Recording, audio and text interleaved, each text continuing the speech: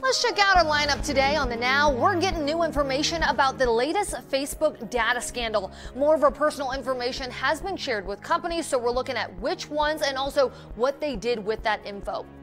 Could pre-employment drug testing be going away? We have new survey results showing which industries are turning a blind eye to illicit drug use. And also in our lineup, we're going to tell you the big mistake that this guy made that cost him the down payment on his new home. This moment of human kindness is sponsored by Dignity Health. Hello, human kindness. Cancer patients are receiving some extra support tonight from Veterans Elementary School fifth graders. We had a chance to catch up with students and their teacher earlier today as they presented handwritten Christmas cards to patients this holiday. No problem. So what's your name? Max Bowling. Max, I just want to thank you for your support here, and this is awesome. Fifth grade students like 11-year-old Max Bolin wanted to spread words of encouragement to those going through a challenging time this holiday. We are handing out cookies, hot cocoa, and we are giving them letters to just, comfort them. Bolin says that after hearing about the obstacles that his fifth grade teacher, Miss Gonzalez, went through, Bolin and his classmates wanted to help others going through the same fight this holiday. She had to have 6 treatments. And I personally have a history of cancer, so it kind of opened the door to communication about what it's like to spread kindness to people who are affected by a tragic situation. Many of Gonzalez's students also saw the impact that cancer had on their families too, making the cards even more special for them.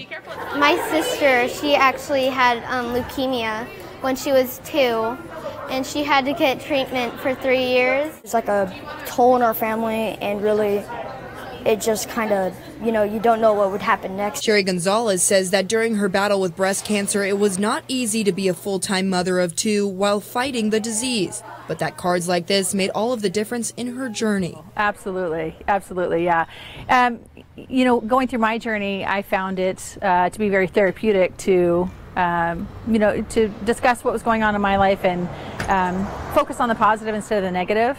And through that process of doing that, it became like a necessary tool for overcoming the disease. And so it's something I like to share with the kids, that just a simple act of kindness, a compliment, suggestion, and offer to help, a warm greeting can be just what a cancer patient needs to fight the fight. Gonzalez and her students gave 60 handwritten cards of encouragement and positivity, along with hot cocoa and cookies to cancer patients of the Comprehensive Blood and Cancer Center. This is unbelievable. These children that have come down here to support the cancer patients and the facility is just truly amazing, and it's a true blessing, and it's an encouragement for the people that are still battling cancer right now.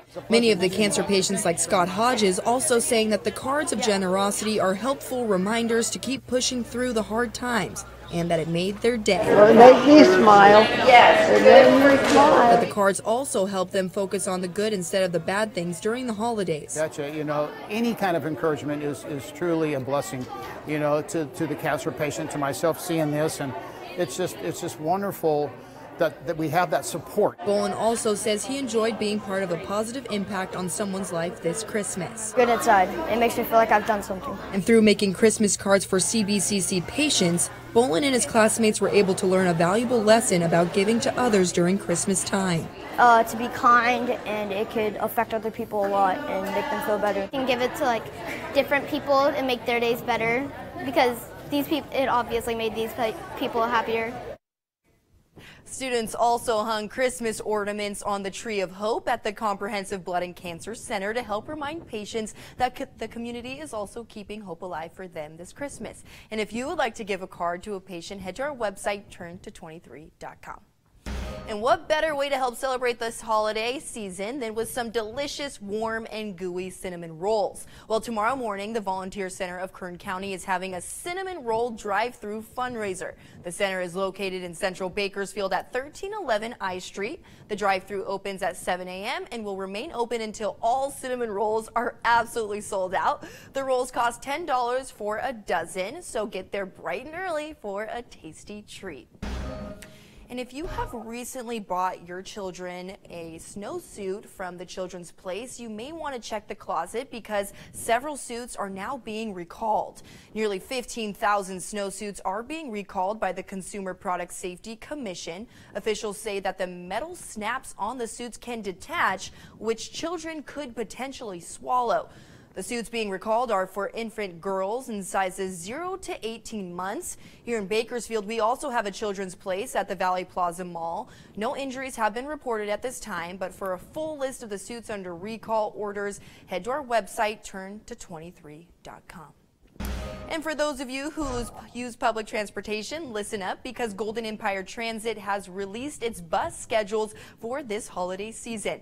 Get buses will not operate on Christmas Day, and their administrative office will also be closed for the holiday. But on New Year's Eve, Get Bus will provide free service from 6 p.m. until 11 p.m.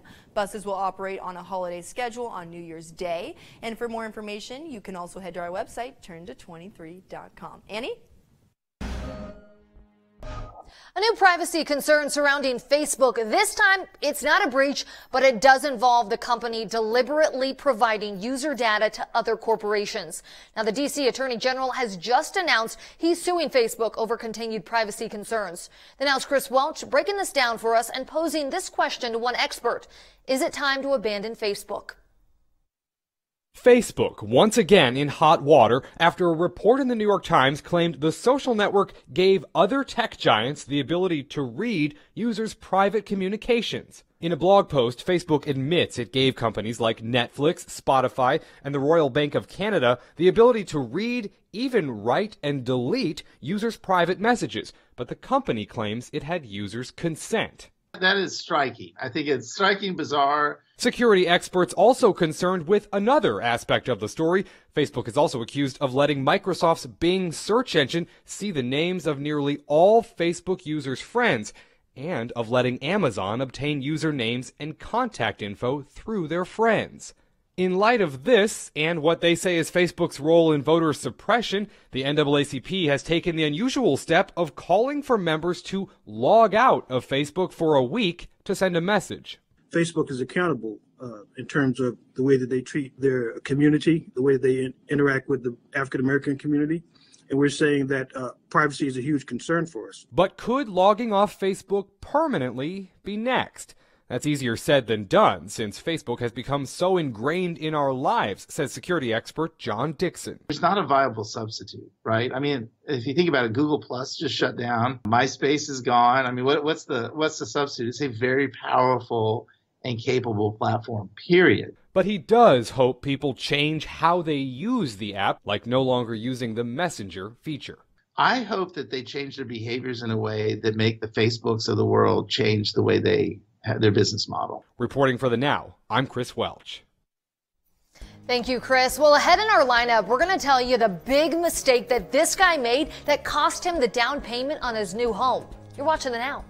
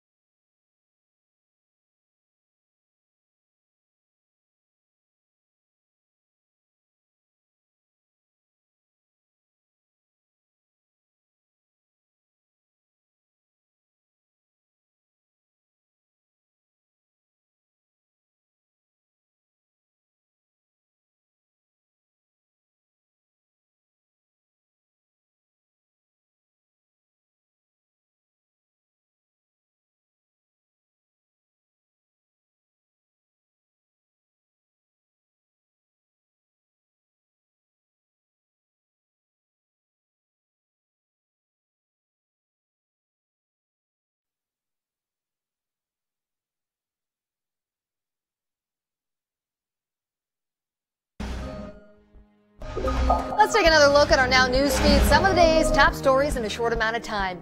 Well, cutting to the chase, you're less likely to be audited by the IRS. It's having some major staffing issues. A lot of people ready to retire, and then the younger people just don't want to work there.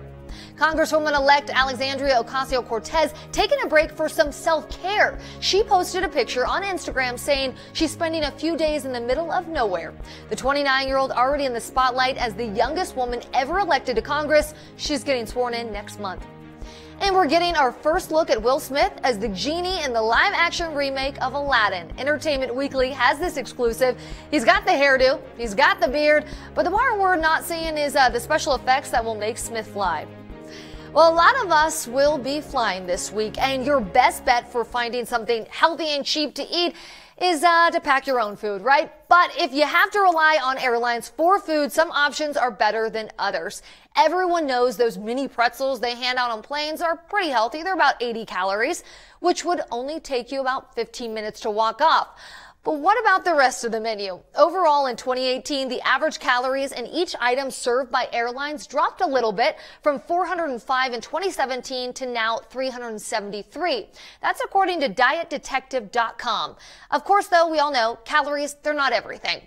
Price is a big factor, and rarely is anything free when you fly anymore, right? Which is why American and Delta got special recognition for offering free meals in economy class. Overall, Alaska Air got the healthiest airline food award. Delta and JetBlue were second and third.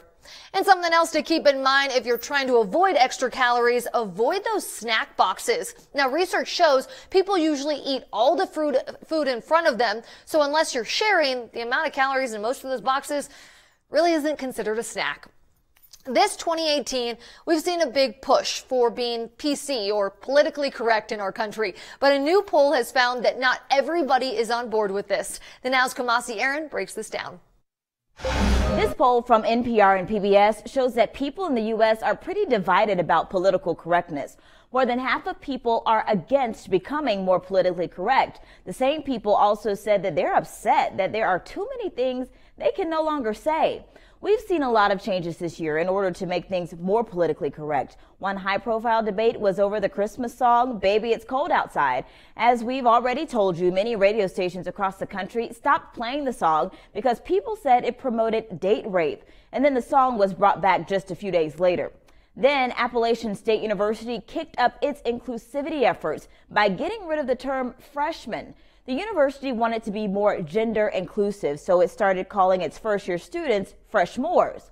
The university reports more students have been using the phrase. While political correctness may be a hot topic, people in the South say they have more freedom in expressing themselves now that Donald Trump is president. Thank you, Kumasi. A call to action for parents, teachers, and health professionals from the U.S. Surgeon General. A doctor is now warning about the spike in e-cigarette uses amongst teenagers. Dr. Jerome Adams issued an advisory about the negative health consequences of e-cigarettes. He says 1 out of 5 high school students are currently using e-cigarettes. One survey also reporting a 50% increase in vaping among middle school age children. But Dr. Adams says no amount of nicotine is safe and that the chemical can damage young brains because they are still developing. Adams says the epidemic of vaping could contribute to, quote, a whole generation addicted to nicotine. And dangerously high waves continue to pound the California coast. It looks rough, but it's a surfer's paradise. Ventura Beach saw waves 8 to 12 feet high. The powerful waves damaged the Ventura Pier, forcing its closure for the first time since 2015. Meanwhile, waves about 12 feet high hit Hermosa Beach, causing major concerns surrounding strong riptide currents. Monstrous waves also crashed into Redondo and Manhattan beaches. The waves may be wreaking havoc on land, but the surfers are eating it up. Allison, I know some of these surfers in Redondo Beach, but what are we looking at here in Kern County? Not too many waves. No, I don't think think too many ways, but we are tracking actually warm temperatures. We are well above seasonal today with a high of 63 degrees for normal this time of year, 56, and it's not look like we're going to be seeing the 50s until later this weekend. But we are tracking clearing skies this evening as well as very calm winds, just 6-mile-per-hour winds here in Bakersfield. So that is part of the perfect way to get some fog. So here in the valley, the National Weather Service has issued a dense fog advisory for the entire San Joaquin Valley. Now that begins at 11 p.m. tonight, continuing until noon on Thursday. So make sure that you are driving slow and using your low beam headlights or your fog lights. So as for air quality tomorrow, well, it's going to be around the same as what we were seeing today in the moderate range with an AQI of 55, and there are no restrictions, but birding is discouraged. And we are tracking a system that's going to be pushing into Northern California. Oh, looks like my graphic isn't showing any of the winds, but it is going to be bringing some breezy conditions. Gusts could actually be reaching up to 20-25 miles per hour this weekend. It's actually going to be cooling temperatures as well. So the 60s are sticking around for the next 2 days, but then dropping down to 58 degrees on Saturday and Sunday. And then we're tracking a system that's going to be bringing some rain chances just in time for Christmas morning. Look at this, dropping temperatures down to 52 degrees as a high. And we are looking at that 40% chance of rain here in the valley as well as in our mountain communities. The Now Bakersfield will be right back.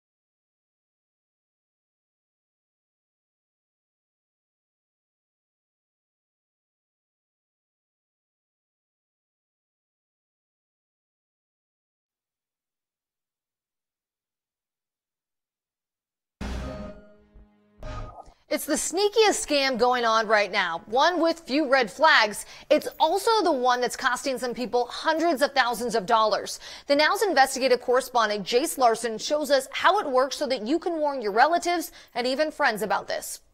You know, did 22 years in the Marine Corps, been around the world. Terry Baldwin is not the type of guy that most of us would choose to mess with. He's not only carried the weight of our country, but he's now competing on the world powerlifting stage. I consider myself fairly intelligent. But boy, oh boy, did Terry get a fast one pulled on him. They got me. There was no red flags whatsoever. I had no clue. You see, Terry wanted a house for his aging mom so she could be closer to him in a Salt Lake City suburb.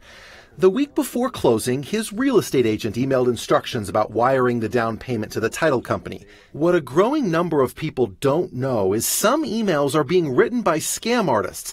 In this case, they hacked his agent's email account and then his. The whole thing came out at closing. And wow, we get down to the last piece of paper, put my signature on it, and the escrow officer asked, when did we wire the closing funds? And I said, well, last week. And she says, well, we've never received them. The money was long gone. Will you ever be able to get that money back? Everybody that we're talking to says no, there's really no recourse. And it turns out the scammers were more sneaky than Terry knew. Anything coming from my realtor to me got sent directly to the deleted file. Is this the hottest scam going on out there right now? It's definitely our biggest cyber criminal related scheme right now. FBI Special Agent Jeffrey Collins runs the cyber squad in Salt Lake City. We get several complaints a week. You're the FBI. Why can't you guys use all the powers you have and go get this money back for these people? It's a great question. I wish we could. The FBI can't instantly track our money. They have to subpoena bank records first, and that can take weeks. So by the time they figure out the money's long gone, it's moved overseas, it's gone, it's been withdrawn, it's really hard to get back. In some rare cases recently, federal prosecutors have been able to track down these scam artists, arrest them, and haul them into federal court. They nabbed 42 alleged fraudsters earlier this year. It's common in these types of scams for the money to go through local accounts first before going overseas. And the big reason for that is because all of a sudden you're told to wire funds overseas for your house. You're not going to do that, right? You're going to suspect that, why in the world would I wire funds to Hong Kong? We put hardwood floors. Terry ultimately decided to take more money out of his retirement savings and buy the house.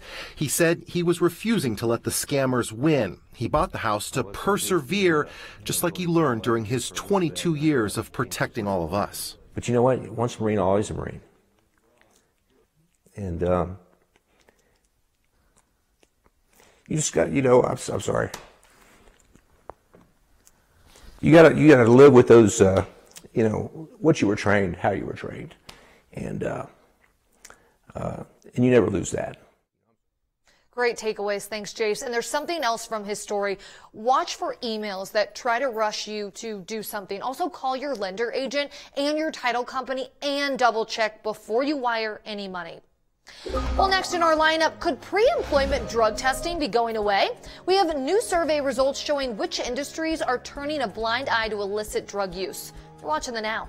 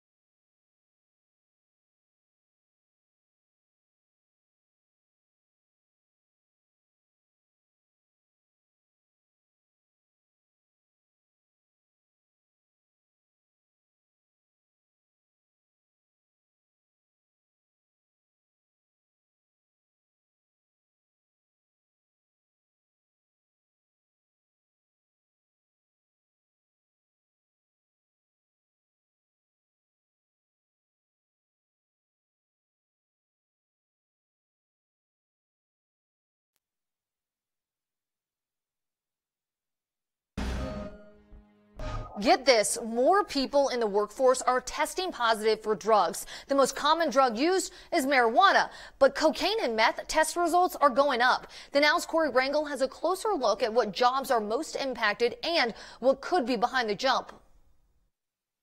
A new study on drug use among American workers might concern you. Quest Diagnostics, a drug testing company, examined the results of 10 million urine tests and found workers in retail, healthcare, and real estate have the highest rates for positive drug tests. It alerts the employers, and I understand that potentially could impact consumers, of what the experience rate is that they're seeing in their industry. The study found marijuana is the most commonly detected drug, and positive test results continue to go up. I think what's happened is that the country has become more accepting, and you have a huge movement. I mean, just think how quickly medical marijuana, or just legalized marijuana, has come about. Alan Lesh is an employment attorney. He also points to the job market, which is making it harder for some industries to find workers, with some companies scaling back on drug testing. A shortage of labor for companies, they have no choice. They have no choice but to alter the way that they hire, or they'll have no people working there. Allen says companies that decide to skip out on drug testing could face consequences. If companies want to hire people by relaxing their standards, that's a risk. For The Now, I'm Corey Rangel. Thanks, Corey. Well, you want to make sure your credit card is working for you and you're getting rewards for your spending. So tomorrow here on The Now, we're checking out the best cards for doing this, depending on your lifestyle. You may be surprised to find out how much you could be getting back from these cards. Coming up tonight on 23 ABC News at 11, a new law will allow people to choose their gender preference on their ID. Reaction from the local LGBTQ community and how they say it will help make things easier. This story and much more on 23 ABC News at 11. And we are tracking a dense fog advisory here in the valley beginning at 11 p.m. tonight, continuing until noon on Thursday. Temperatures will be warm this week, but then cooling down as we head into the weekend. And the countdown to Christmas is on 6 days away. Who doesn't love that? I know. Anyone else excited? All right, we'll tune back in tomorrow and catch more.